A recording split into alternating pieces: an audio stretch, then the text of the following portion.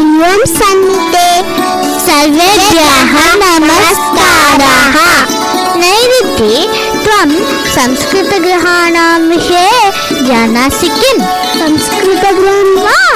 आम्, केषुचित् गृहेषु सर्वदा संस्कृतेन एव सम्भाषणं भवति। तादृशानि गृहाणि संस्कृतगृहाणि इति। एवं वा? किन्तु संस्कृतेन सम्भाषणं कष्टं भवति किल? नैव, प्रथमकक्षायाः बालाः इदानीम् आदिनं संस्कृतेन कथं सम्भाषणं कुर्युः इति दर्शयन्ति। एवं वा? आम्, आदौ प्रातःकाले उत्थापनं कथं भवति इति पश्यामः।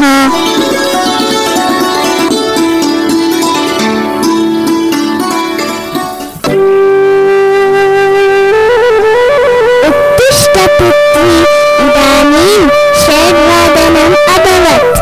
मामातः निद्रा पातत्।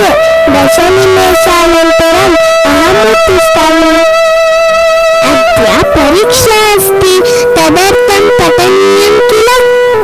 आम्, सत्यं मातः, अहम् इदानीम् एव उत्तिष्ठामि। कराग्रे वसते लक्ष्मी, करमध्ये सरस्वती, करमूले स्थिता गौरी, प्रभाते करदर्शनम्। शीघ्रं स्नानं समाप्य आगच्छ। अस्तु मातः।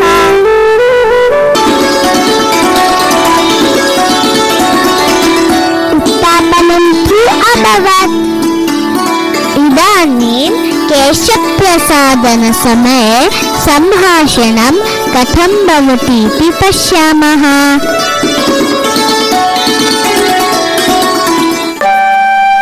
मातः, कृपया वेणीं बध्नातु। अवश्यम्। परीक्षानन्तरं कुत्र गमिष्यामः? ग्रामं गमिष्यामः मातः।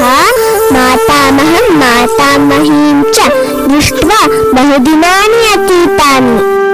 अस्तु, तथैव कुर्मः। आगच्छ, उपाहारं कृत्वा शालां गच्छ। अस्तु मातः।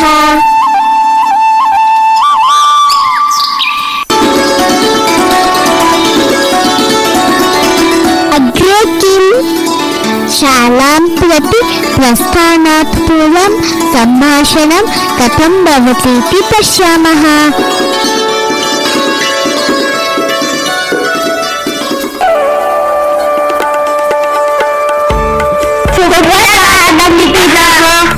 सुप्रभातम्। देवं प्रणम्य आगच्छतम्। अस्तु पितः।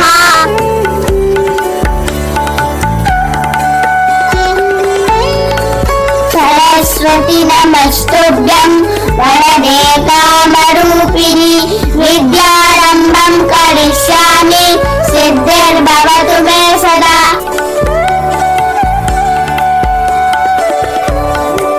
परीक्षार्थं सर्वं पठितवन्तौ किम्? आं पितः, पूर्वमेव सर्वं पठितवन्तौ। शुभमस्तु, सम्यक् लिखितम्। अन्ते पुनरेकवारम् उत्तरपत्रिकां परिशीलयतम्। अस्तु मातः। लेखनीं स्थापितवन्तौ किम्? आं पितः, सर्वं स्थापितवन्तौ। समीचीनं, शुभमस्तु।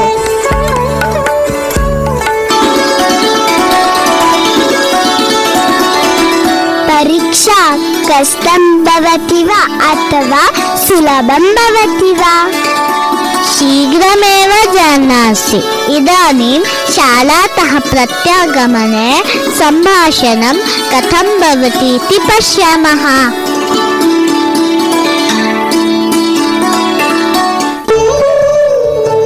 परीक्षा कथम् आसीत्? सुलभम् आसीत्। 20 प्रश्नाः आसन्। ममापि सुलभम् आसीत्। मम तु दश प्रश्नाः एव आसन्। सर्वं लिखितवन्तौ किम्? आं पितः सर्वं लिखितवन्तौ। मम बालौ चतुरौ एव। वस्त्राणि परिवर्त्य आगच्छतु। लघु उपाहारं स्वीकुर्मः। अस्तु मातः।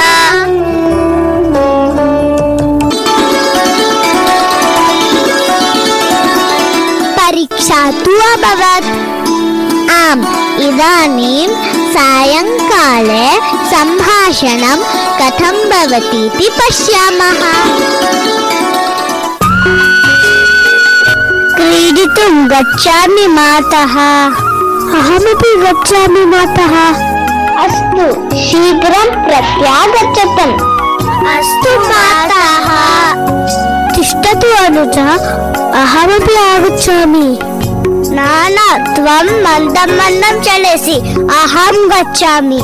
अनुजा तिष्ठ तिष्ठ।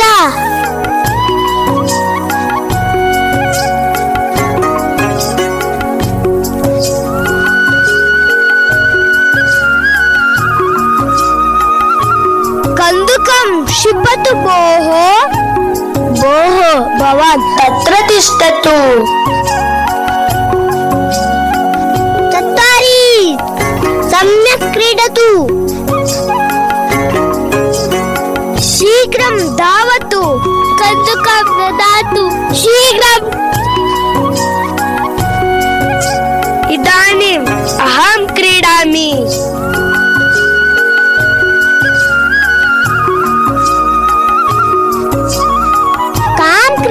क्रीडामः। नेत्रबन्धं क्रीडामः। न, धावनस्पर्धां कुर्मः। न, तालक्रीडां क्रीडामः। अस्तु, क्रीडामः। एकं, द्वे, त्रीणि, चत्वारि, पञ्च, षट्, सप्त, अष्ट, नव, दश। आगच्छन्तु, गृहं गच्छामः। विलम्बः भवति चेत् माता तर्जयति।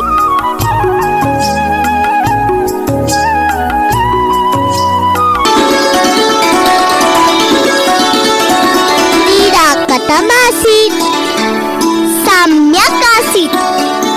इदानीं सायं दीपज्वालनसमयः। आगच्छन्तु, पश्यामः।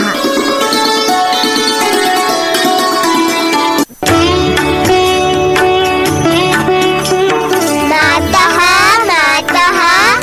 हस्तप्रक्षालनं कृत्वा आगच्छतु। दीपं प्रज्वालयामि। अस्तु मातः।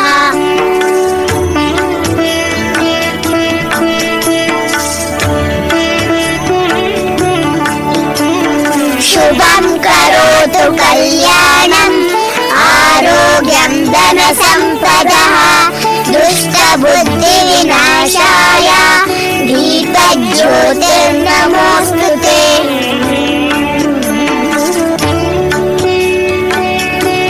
पितामही, परीक्षा तु अभवत्, अतः एकां कथां श्रावयतु कृपया।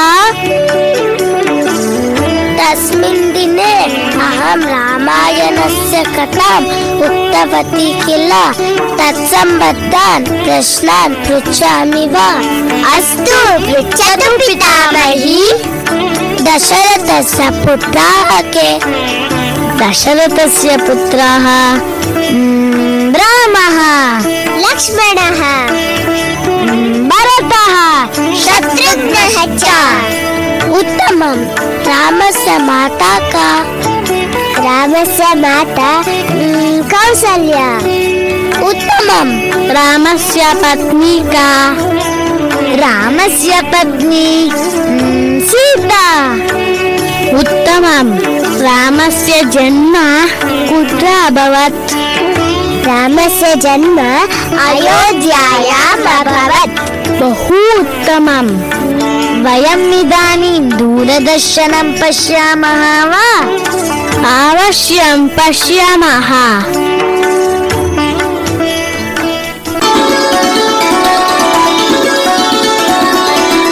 भोः रात्रिः अभवत्, इदानीं किम्?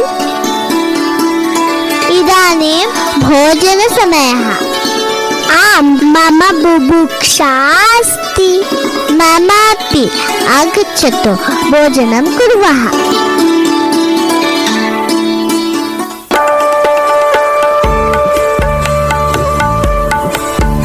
पाकः सिद्धः अस्ति, सर्वे आगच्छन्तु, भोजनं कुर्मः।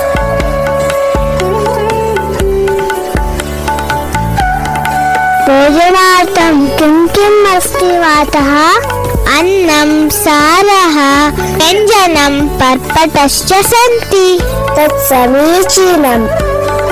स्थालिकाः स्थापयतु पुत्रे। चषकेषु जलं पूरयित्वा स्थापयतु पुत्र।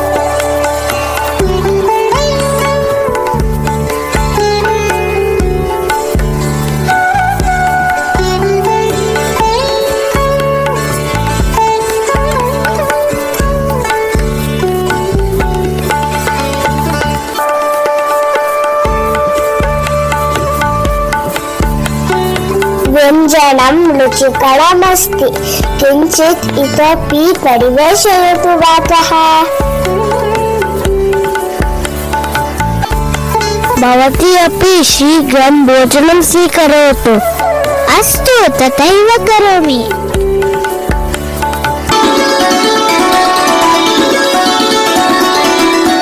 दृष्टवती वा आदिनं संस्कृतेन सम्भाषणं कथं प्रचलतीति? सुलभमेव किल? आम्, इतः परम् अहमपि गृहे संस्कृतेन एव सम्भाषणं करोमि। मम गृहमपि संस्कृतगृहं भवति। सर्वेपि प्रयत्नं